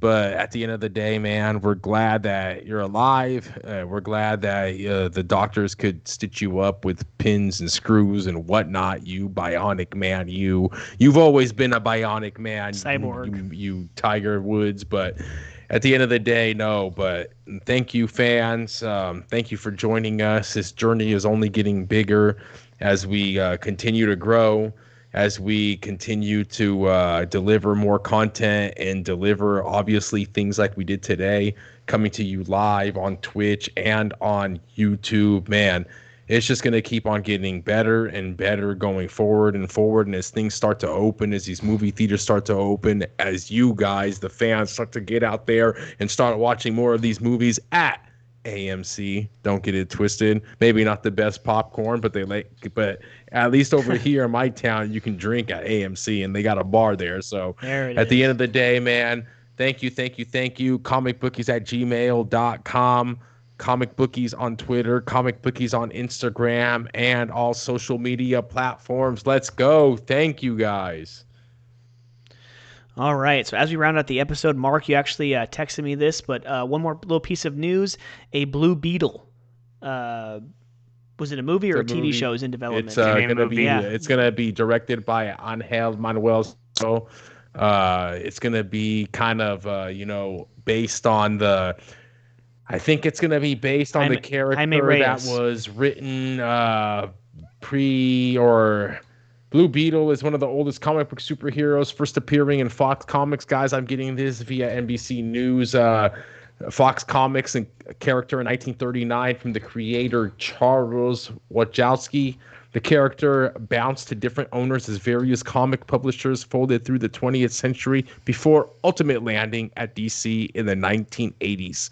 Soto's movie will focus on most recent versions of Blue Beetle, introduced in 2006 as a Mexican-American. Where all my Latin TCB fans at?